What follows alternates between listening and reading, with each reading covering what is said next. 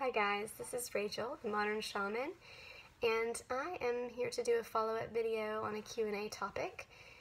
Before I get into it, I'll remind you that you can revisit these videos on my YouTube channel, so just subscribe to the Modern Shaman if you're interested.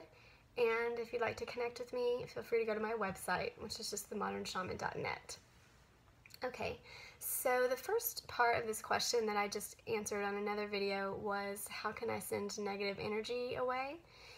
And that couples with negative entities, which they're different.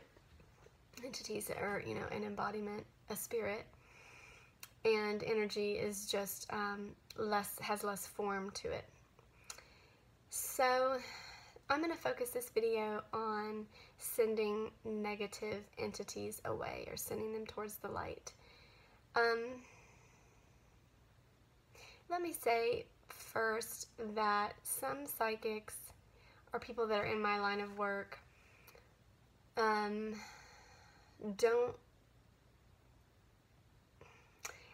like to give this information out. Not that they're like being secretive about it, but I don't know why. I think because it's such powerful information, sometimes people feel like it can be used in the right or wrong ways, and so they're cautious. Not protective, but cautious about who they talk to this kind of thing about. But from my heart of hearts, I feel like it's important for everyone to know this, and to know that they have the power not to overcome darkness, but to completely, it's not there when you bring and infuse your light into it. So I feel like it's important for people to know how to do this if they need to, and you'll feel if these things come up.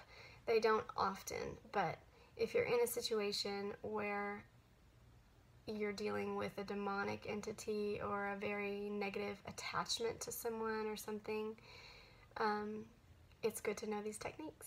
So let's go there. And again, this is not in the energy of fear, okay?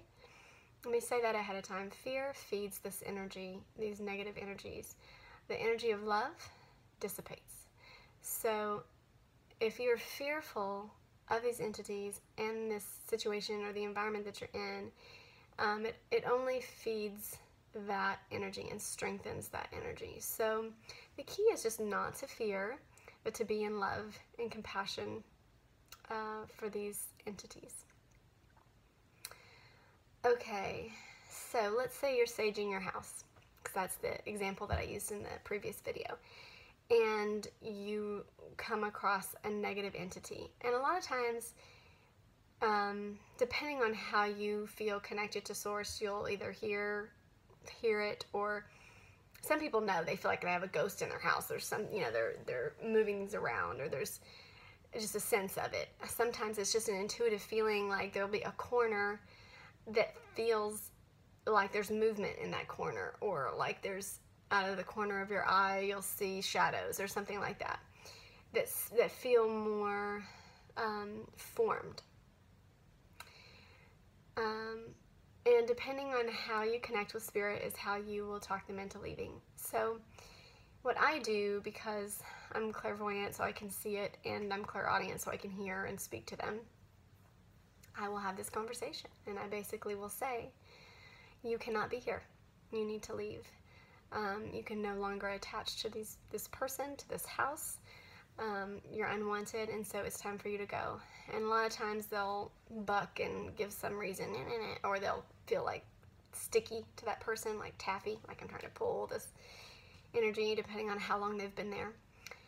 And I will just have this conversation, just like I would with a person. I'll say, no, you need to go towards the light, and I'll bring the light in, and visualize a light, a white light of love, and say, this is the light of love, it's ready to receive you, you should go there.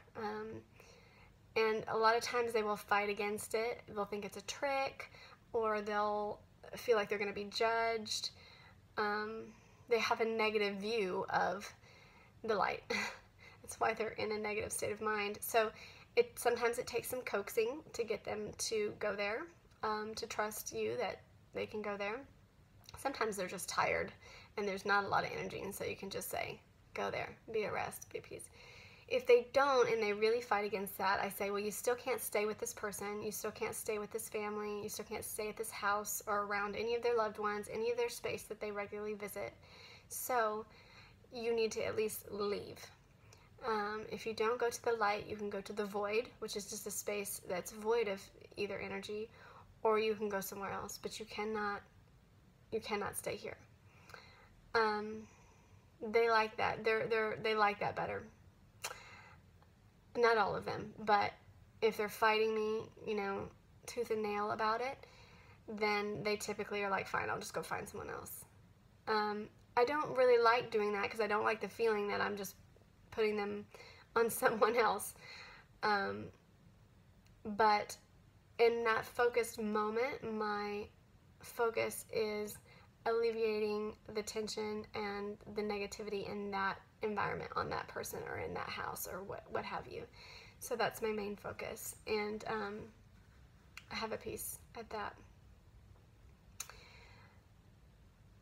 Let me see what else Spirit's saying with this.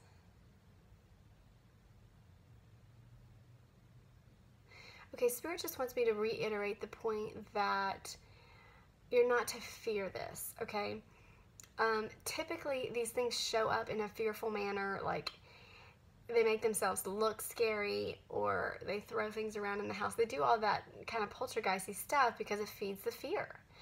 And so in a physical, biological way, your frequency that you're emitting is fear, and they're gaining energy from that because they don't have a physical body. So the energy that they need has to come from the energy, you know, of those on the earth. And so in order to stay around here, they kind of stick to those that are feeding that fear.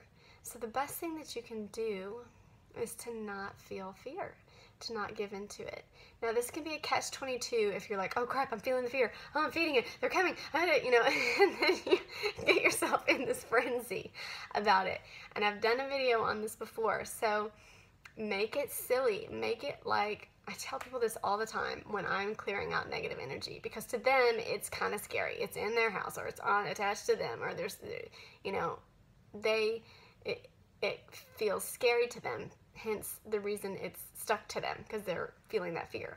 So what I tell people all the time is to pretend that it's some junior high haunted house that you're going through.